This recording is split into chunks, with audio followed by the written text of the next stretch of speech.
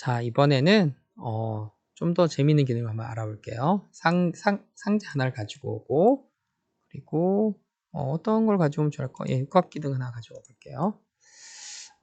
여기 보면 제가 요걸 두 개를 이렇게 붙이고 싶은데 정확하게, 근데 이게 뾰족하잖아요. 회전을 좀 시켜야 되는 상황이거든요. 회전 한번 해볼게요. 클릭을 하면 사실 회전할 수 있는 아이콘이 여기도 있고 여기도 있고 또 어디 있나요? 저 뒤쪽에 아마 있을 것 같아요. X, Y, Z 개념이니까요. 여러 가지가 있어요. 그런데 회전은 조금 조심해야 돼요. 그냥 막 해버리면 이게 막 돌아가 버려서 엉망진창이 될 수가 있어서 실수를 하면 반드시 컨트롤 Z를 누르시면 됩니다. 자, 근데 여기 보면 어, 이렇게 회전을 시키고 싶은데 이럴 때는 이 아이콘을 건드려야 되는데 가장 쉽게 하는 방법은 위에서 본 모습으로 바꿔주면 돼요. 특히 드론 제작할 때는 이 평면도를 굉장히 많이 사용할 겁니다. 자, 좀 돌아가 있죠. 이럴 때는 이렇게 집을 누르고 다시 누르면 원래대로 돌아옵니다. 자, 여기서 이제 설명이 들어갈게요. 이 평면도를 보는데 이게 이렇게 좀 보여요. 저는 위에서 정확하게 위에서 도면처럼 봤으면 좋겠는데요. 이럴 때 사용하는 게 바로 이 아래에 있는 이 버튼입니다. 이게 평면 뷰 혹은 직교 뷰로 전환하게 되면 정확하게 위에서 본 모습이 돼요. 이걸 설명을 하자면 기본적으로 우리가 보는 뷰는 이런 모양이 이상하지 않죠. 그냥 자연스럽게 보이는데 사실은 이거 왜곡된 뷰예요. 뭐냐면 우리 눈이 보이는 것 자체가 사실은 사물을 왜곡해서 보고 있다는 거 알고 있나요? 이게 무슨 말이냐면 원근법에 대한 얘기예요. 가까이 있는 건 커 보이죠. 멀리 있는 건 작아 보여요. 여기 사각형 볼까요? 이건 사실은 전부 다 20mm짜리 똑같은 그 사각형, 정사각형, 정육면체인데 앞에가 더 길어 보이잖아. 사실은 뒤에랑 똑같아야 되지 않나요? 그래서 이렇게 보이는 게 우리는 자연스러워 보이지만 실제로는 왜곡되어 있는 거죠. 이 왜곡을 없애주는 게 바로 직교 뷰입니다. 평면 뷰를 클릭하면 이상하죠? 이상해요. 이상해요. 그리고 원근값이 없어지는 뷰고 대신에 위에서 본 모습을 쓸 때 정확하게 이렇게 됩니다. 우리가 투시뷰로 바꾸면 우리 일반 뷰로 바꾸면 이게 왜 이렇게 보이냐면 가까이니까 커 보이니까 밑에가 작아 보이는 거예요. 자, 한번 요걸 잠깐 제가 투명을 클릭해서 한번 볼게요. 자, 저 밑에가 안 보이네요. 밑에 부분에 그림자로 보면 되겠죠.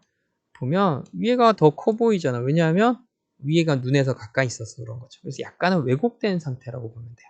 자, 다시 투명 끄고요. 이 투명 끄고 끄는 것도 사실 굉장히 중요한 역할을 합니다.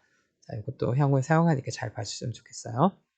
그래서 이런 왜곡을 없애주는 게 바로 평면 뷰 혹은 직교 뷰라고 하는데 좀 이상하죠? 이상해 보이는 게 정상입니다. 그리고 여기서 홈뷰를 누르면 이게 사각형으로 나와요.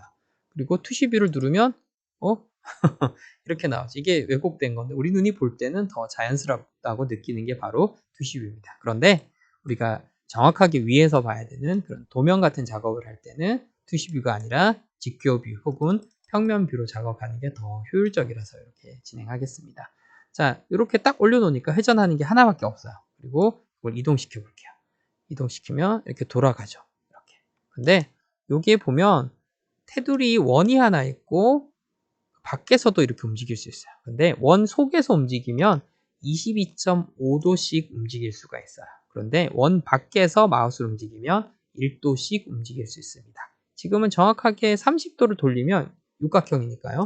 이쪽 면이 아이고 지금 31이 됐네요. 이럴 때는 30 엔터 치면 이렇게 바꿀 수도 있습니다. 정확하게 딱 맞아졌습니다.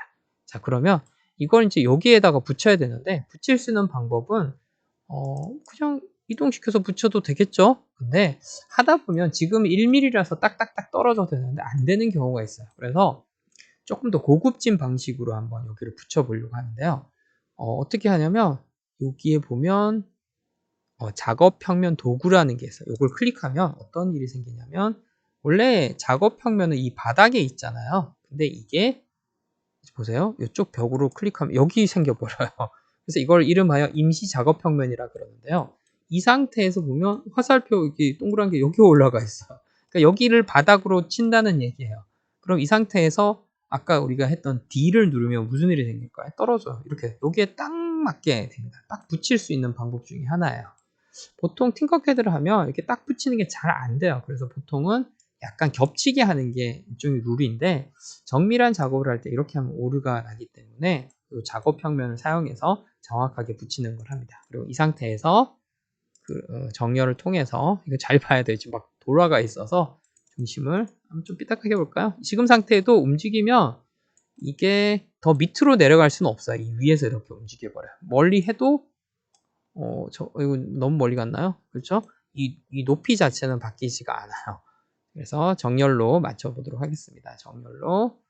자, 여기로 오게 할게요. 이리 와. 그리고 다시 여기로 오고 여기로 하면 정확하게 맞춰야죠. 그리고 임시 작업 평면이 끝났으면 원래대로 돌아가야 되죠. 그럴 때는 여기에 있는 작업 평면 두 개 클릭, 그리고 바닥면에 이렇게 하면 하늘색이 보이죠. 여기서 클릭하면 원래대로 돌아오게 됩니다.